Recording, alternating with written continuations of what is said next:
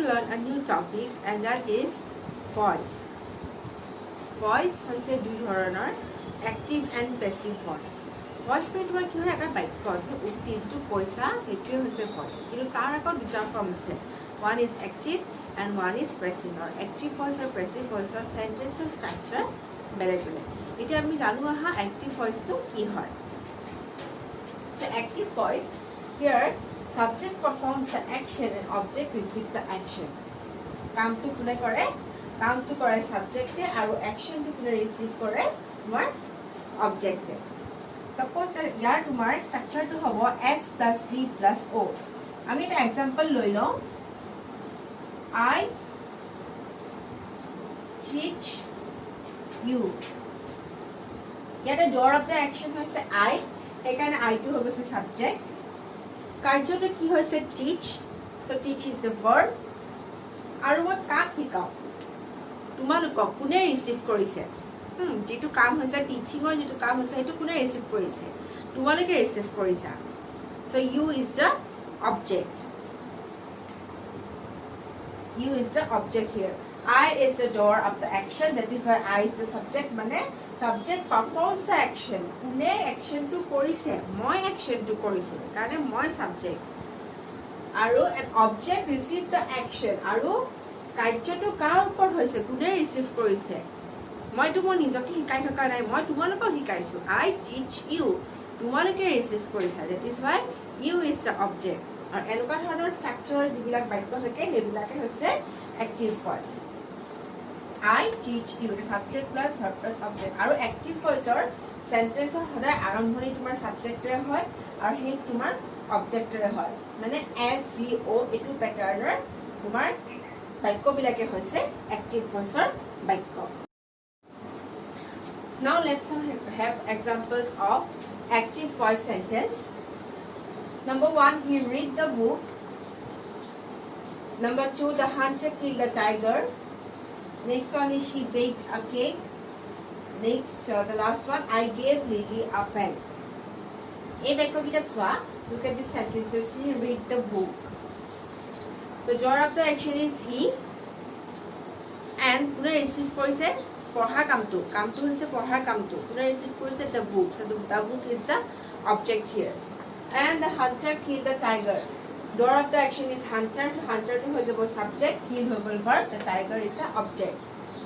she baked a cake, she হৈ গৈছে subject, baked হৈ গৈছে তোমাৰ verb, and a cake is the object। আমি সাবজেক্ট ফৰ্ম অবজেক্ট কেনেকৈ বিচাৰিব লাগে সেইটো কৈছো। doer of the action বা যোনে তোমাৰ অ্যাকশনটো পাৰফৰ্ম কৰে সেইটোৱে হৈছে সাবজেক্ট। প্ৰথম বাক্যটো হে পঢ়া কামটো কোনে কৰিছে? কি। বাঘটো মৰা কাম কোনে কৰিছে? হান্টাৰ। ইন দিস সেন্টেন্স কেকটো কোনে বেক কৰিছে? she। কলমটো কোনে দিছে? মই। এইবিলাক হৈছে গোটেইকেইটা doer of the action, so these are all subject। এইবোৰ হ'ব তোমাৰ সাবজেক্ট। নেক্সট কাৰ্যকেইটা কি কি হৈছে? প্ৰথমটো হৈছে read, পঢ়াৰ কাৰ্য। নেক্সট হৈছে the hunter kill the, এটো হৈছে kill। এইকেইটা হৈছে তোমাৰ কাৰ্যকেইটা যিকেইটা হৈছে তোমাৰ action। these are all actions, read, kill, bake, date, most of action। আৰু আমি অবজেক্ট কেনেকৈ বাছি ল'ব লাগে কৈছিলো যে ask a question by what or whom। he read the book, he read what? the book, object। the hunter killed the tiger, the hunter killed whom? But what? tiger। she baked a cake, she baked what? a cake, object। I gave Lily a pen, I gave Lily a pen। ইয়াতে তোমাৰ direct object কি? I gave a pen, pen to তোমাৰ direct object। এতিয়া চোৱা, যেহেতু এই বাক্যবিলাকত object আছে, subject আছে আৰু তোমাৰ ভাৰ্বটো থাকিবই, এইবিলাক গোটেইবোৰ বাক্য হৈছে SVO প্যাটাৰ্ন। ওকে, এইবিলাক সব গোটেইবোৰ হৈছে তোমাৰ SVO প্যাটাৰ্ন। আৰু তোমাৰ এক্টিভ ভয়েসৰ SVO প্যাটাৰ্নে হয়। আৰু এক্টিভ ভয়েসৰ সাধাৰণতে কি হয়, আমি কিহৰ ওপৰত ইম্পৰ্টেন্স দিওঁ? যে এক্টিভ ভয়েসৰ তোমাৰ আমি সাবজেক্টৰ ওপৰত বেছি ইম্পৰ্টেন্স দিওঁ। মানে doer of the action, অ্যাকশনটো যোনে পাৰফৰ্ম কৰে, অ্যাকশনটো যোনে পাৰফৰ্ম কৰে সেইটো হৈছে সাবজেক্ট। আৰু আমি সাবজেক্টৰ ওপৰত বেছি ইয়াতে ফোকাস কৰোঁ এইবিলাক সেন্টেন্সৰ কাৰণে। অৰ্থাৎ সাবজেক্টৰ স্থান সদায় বাক্যটোৰ আৰম্ভণিতে আৰু এটা কথা তোমালোকে মন কৰিবা যে এই বাক্যবিলাকৰ যিবিলাক ভাৰ্ব এই ভাৰ্ববিলাক এই গোটেইবোৰ ভাৰ্ব হৈছে ট্ৰান্সিটিভ ভাৰ্ব এক্টিভ ভইচৰ বাক্য তোমাৰ সাধাৰণতে ট্ৰান্সিটিভ ভাৰ্ব থাকে কাৰণ ট্ৰান্সিটিভ ভাৰ্ব থাকিলেহে আমি এটা বাক্য পেসিভ ভইচলৈ সলনি কৰিব পাৰো যদিহে এটা বাক্যত ট্ৰান্সিটিভ ভাৰ্ব নাথাকে তেতিয়া আমি সেই বাক্যটো পেসিভ ভইচলৈ সলনি কৰিব নোৱাৰো ফৰ এক্সাম্পল birds fly এই বাক্যটো তোমাৰ সাবজেক্ট ভাৰ্ব আৰু অবজেক্ট নাই অবজেক্টৰ স্থানটো একো নাই সো দিস এইটো তোমাৰ ফ্লাই হেতু হৈছে তোমাৰ এটা ইন্ট্ৰান্সিটিভ ভাৰ্ব এনেকুৱা ধৰণৰ বাক্য আমি এইটো পেসিভ ভইচলৈ সলনি কৰিব নোৱাৰো I hope তোমালোকে active voice to কি হয় এই কনসেপ্টটো বুজি পাইছা next move towards our topic passive voice এতিয়া চোৱা what is a passive voice in passive voice sentences object takes the place of subject and subject takes the place of object active voice তোমাৰ কি হৈছিলে subject verb object থাকে আৰু passive ভইচত কি হ'ব object verb subject মানে তুমি একটা বাক্যকে এসভিও প্যাটাৰ্নৰ এটা সেন্টেন্স তুমি পেসিভ সেন্টেন্স কৰি পৰিৱৰ্তন কৰিব পাৰা ফৰ এক্সাম্পল আমি যদি ধৰো the hunter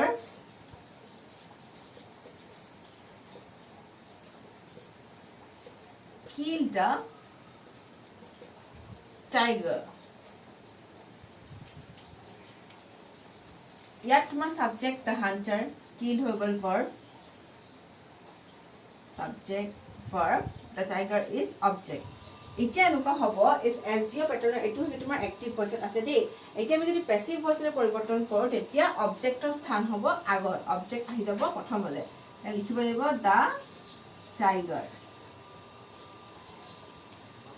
আৰু যেতিয়া তুমি এক্টিভ হ'ব বাক্য এটা পেসিভ হলে নিবা তাত তোমাৰ এটা হেল্পিং ভাৰ্বৰ প্ৰয়োজন হ'ব the tiger killed ৰ জাগাত আমি লিখিম the tiger was killed the tiger was killed আৰু সাবজেক্টৰ স্থান হ'ব একেবাৰে হেখন অবজেক্টৰ জাগাত সাবজেক্টৰ স্থান হ'ব the tiger was killed আৰু সাবজেক্টৰ আগত তুমি তাত এটা ওয়াৰ্ড ব্যৱহাৰ কৰিব লাগিব আৰু হেতু ওয়াৰ্ডটো হৈছে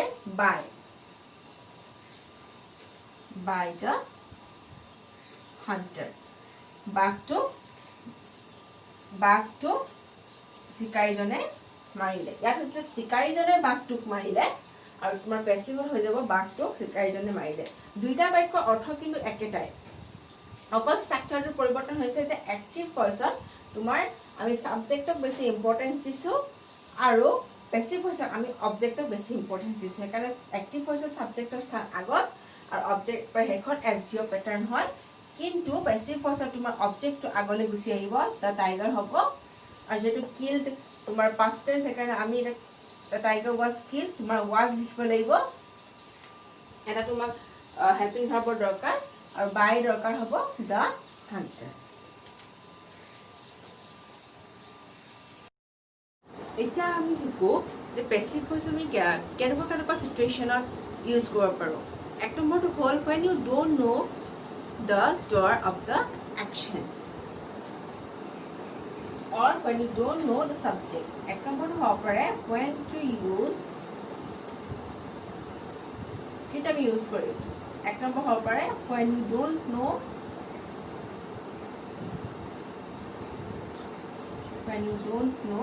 the subject যেতিয়া তুমি সাবজেক্টটো নজানা তেতিয়া তুমি পেসিভ ভইচ ইউজ কৰিব পাৰা for example all the cookies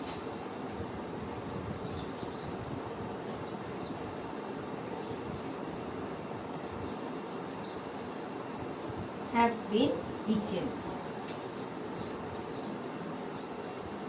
এই বাক্যটো চোৱা all the cookies have been eaten ইয়াত কি হৈছে যে আমি নাজানো কোনে কুকিজ খিনি খালে আমি গম নাপাওঁ যে কোনে কুকিজ খিনি খাইছে সেইকাৰণে আমি এটা লিখিছো যে এই বাক্যটো আমি পেসিভত লিখিছো all the cookies have been eaten এই তোমাৰ কোনোবাইটো খাইছে কোনে খাইছে আমি নাজানো কোনোবাইতো তোমাৰ কুকিজখিনি খাইছে কিন্তু কোনে খাইছে নাজানো সেইকাৰণে আমি ইয়াতে অবজেক্টটোত বেছি ইম্পৰ্টেঞ্চ দিছোঁ সেইকাৰণে অবজেক্টটো ইম্পৰ্টেঞ্চ দিয়াৰ কাৰণে বাক্যটো হৈ গৈছে তোমাৰ পেছিভ অল দ্য কুকিজ এইটো যে তোমাৰ অবজেক্ট হয় একচুৱেলি এনেকুৱা হ'ব লাগিছিলে যে কোনোবাই কুকিজ খালে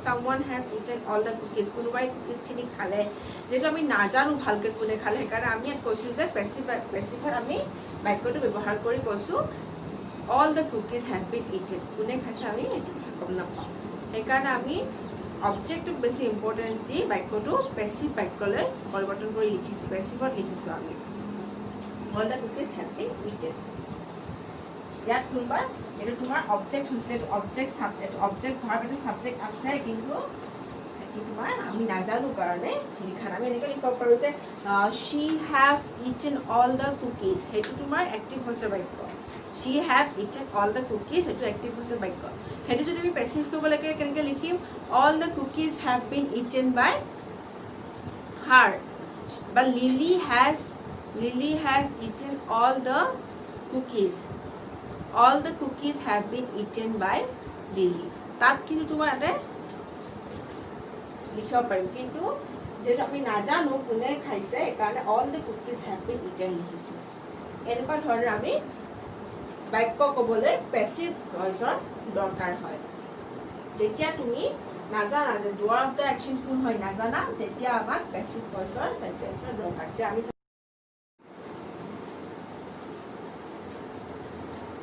এতিয়া আমি এক্টিভ ভইচৰ এটা সেন্টেন্সৰ এক্সাম্পল লৈছোঁ এটা সেন্টেন্স এক্সাম্পল লৈছোঁ that they are buying some books সিহঁতি কিছুমান কিতাপ কিনি আছে they are বাক্যটোলৈ ভালকৈ মন দিবা they are buying some books এই বাক্যটোত তোমাৰ ট্ৰান্সিটিভ ভাৰ্ব আছে নাই চোৱা they are buying some books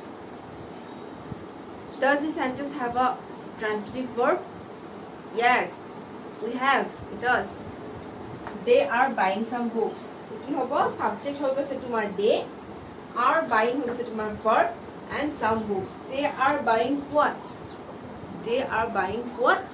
the answer is some books some books হৈ গৈছে তোমাৰ direct object সেইকাৰণে এই বাক্যটোত তোমাৰ transitive verb আছে subject আছে object আছে so is it possible to make this sentence a passive one Absolutely.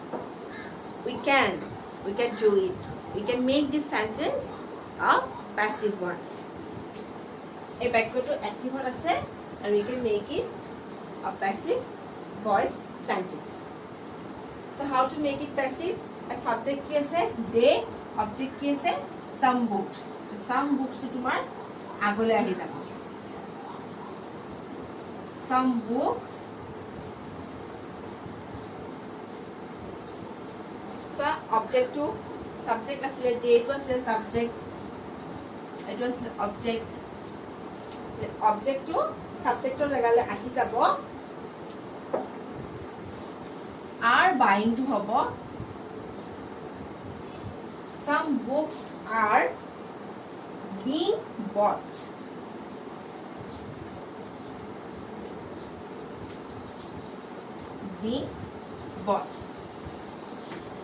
ইয়াত এটো কি হয় কিয় হল এনেকুৱা are buying are being কিয় হৈছে এই বাক্যটো আছে এই সেন্টেন্সটো আছে তোমাৰ সিম্পল প্ৰেজেন্ট টেন্সৰ এক্টিভ ভইচত থকা সিম্পল প্ৰেজেন্ট টেন্সৰ বাক্য এক্টিভ ভইচত থকা এটা প্ৰেজেন্ট কন্টিনিউয়াস টেন্সৰ বাক্য যেতিয়া তুমি প্যাসিভ ভইচলৈ কনভাৰ্ট কৰিবা তেতিয়া are টো আৰি থাকিব কিন্তু এই বাইং যিটো দেখিছা এই বাইং ing থকা ভাৰ্বৰ লগত যে ing বহিছে ing ফৰ্মৰ জেগাত তোমাৰ being আহিব আৰু by v3 ফৰ্ম বহিব এই ing যে ing জেগাত বহিব being r টো কিন্তু সেম থাকিব r সেম থাকিব এই ing জেগাত তোমাৰ বহিব being আৰু by যেটো তোমাৰ v1 ফৰ্ম হয় ইয়াত বহিব bought v3 form some books are being bought by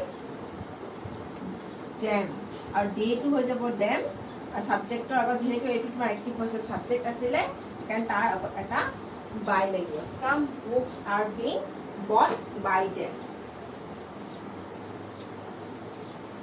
Tense অনুসৰি যেহেতু এইটো বাক্য তোমাৰ প্ৰেজেন্ট কন্টিনিউয়াস টেন্স অনুসৰি তোমাৰ এক্টিভ বা পেসিভ যেতিয়া কৰিম অলপ ভাৰ্বৰ হাল সলনি ঘটে সেইখিনি আমি নেক্সট ভিডিওটোত কি ধৰণে কৰিম টেন্স ওয়াইজ শিকাই দিম তোমালোকে নেক্সট ভিডিওটোতে চাবা এটো হৈছে তোমাৰ ভয়েসৰ পাৰ্ট 1 ভিডিও ভয়েসৰ পাৰ্ট 2 ভিডিওত আমি এক্টিভ ভয়েস বা পেসিভ ভয়েসলৈ যেতিয়া সলনি কৰিম কিছুমান তাত নিয়ম আছে there are some rules to make a sentence from active to passive. To convert a sentence to passive form we have or we need some rules or here rules kita bikhoye ami part 2 gom pam. I hope tumaloke অলপ হলুতে বুজি পাইছা কনসেপ্টটো what is an active voice sentence or what is the passive voice sentence to active voice to passive voice যেতিয়া লিবা কি ধৰণে তোমালোকে transform কৰিবা সেন্টেন্সটো এটো অলপ হলো কনসেপ্টটো তোমালোকে বুজি পাইছা this is the just initial concept আমি যেতিয়া আৰু শিকি যাম নেক্সট পাৰ্টটো এই ভিডিওৰ নেক্সট পাৰ্টত এক্টিভ ভয়েস আৰু প্যাসিভ ভয়েসে কনভাৰ্ট কেনেকৈ কৰিম সেইখিনি শিকিম লগতে কিছুমান ৰুলছ আছে সেই ৰুলছখিনিও আমি গম পাম So that's all for today. Thank you everyone.